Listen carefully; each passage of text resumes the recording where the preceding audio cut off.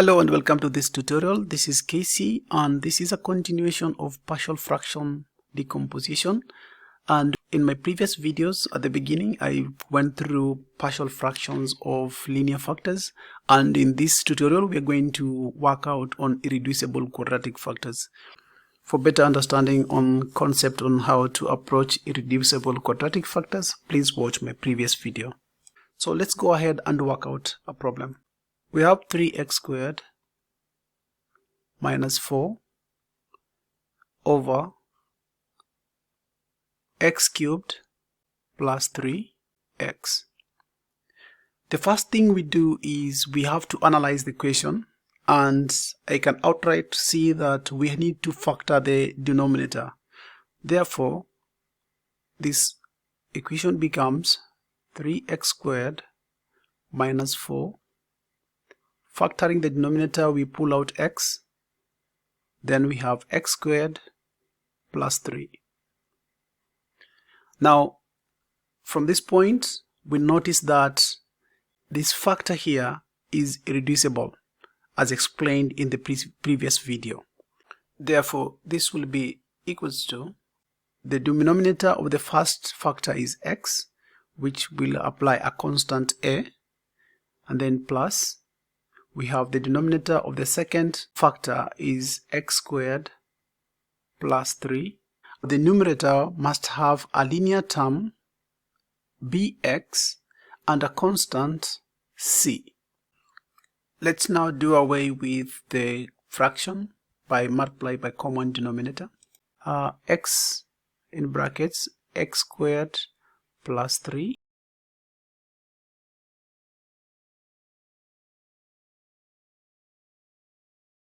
Okay, so let's cancel out.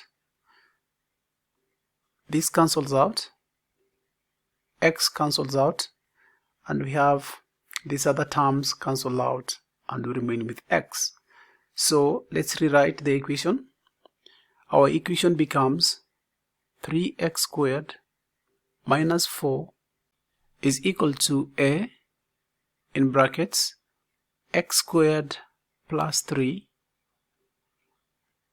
plus bx plus c, and now we have x, which is multiply on the side. Okay, at this point in my previous tutorials using linear factors, we were using the values of x to solve for the equations, or rather to solve for the constants. But in this term, we have something that has been introduced, the irreducible quadratic factor, which we cannot apply in this case. And let me explain to you why it's not possible. This is the irreducible quadratic factor, which is in the form of x squared plus 3. If we equal this to 0, you'll see that x squared is equals to negative 3. Therefore, x is equals to the square root of minus 3. So, we cannot use this term here to solve for the equation. At this point now, we use a different approach by going ahead to expand the equation. So we have 3x squared minus 4 is equal to, we have ax squared plus 3a plus we have bx squared, if you expand this, and then we have plus cx. There is an important thing we need to work out here. Let's go back to the basics of a quadratic equation, which is usually in the form of ax squared plus bx plus c. If we look at the term on our equation, we have the value of the coefficient of x squared, which is 3x squared, and the constant c, which is in our term negative 4. We are missing the bx term. Just to make sure that you understand and you know why we are plugging in these values, we match the coefficients of the terms on the left side to the coefficients on the right side. So let's go ahead and do that. We are going to apply the value of bx, which we have x squared plus 0x. This is just a placeholder, minus 4 is equals to, now let's just put like terms together, we have ax squared plus bx, which is this. Then we also write it in the form of x squared plus bx plus c, and we have our c term here plus cx, and our constant is equals to 3a, which is now plus 3a. Now I'll use colors to make sure that we grasp the concept on how we are matching the coefficients. So let's go ahead and do that. So we have the coefficients of x squared is 3 on the left side. On the right side we have a and we have b. Therefore, the coefficient of x squared is equals to 3 equals to a plus b. Now we move on to the next coefficients. The next coefficient is 0, x, and we have here, we have c. Therefore, 0 is equals to c. And finally, the constants are -4 and 3a. These are our constants.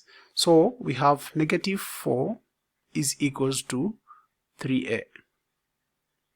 So we already have a solution for a is equals to -4 over 3. Great. So we already have a solution for a. We already have a solution for c, because c is equals to 0. The only thing we need to solve is for b. Solving for b, we'll use this first equation. So the equation will be a plus b is equals to 3. We already know that a is equals to -4 over 3. Therefore, b is equals to, when a is moved to the left side, will be 3 plus 4 over 3. If we solve this fraction, we have 3, and here we have 9 plus 4. Therefore, b is equals to 13 over 3. Great. So we already have answers to this equation, and we have already decomposed this complex fraction. The only thing we need to do is now to plug in the values to the right hand side of the equation. Let's go ahead and do that. Now we have -4 over 3 over x. This is these terms here, okay, plus bx. So we have b, which is equals to 13 over 3. Let's not forget x, plus c, which is equals to 0, over x squared plus 3. And finally, we have -4 over 3x plus, of course, this remains as it is. We have 13x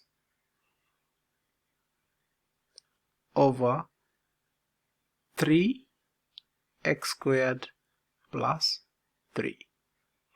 And this is our final answer to the equation.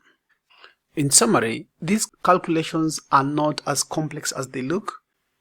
Therefore, see you in my next tutorial as I introduce problems related to repeated linear functions.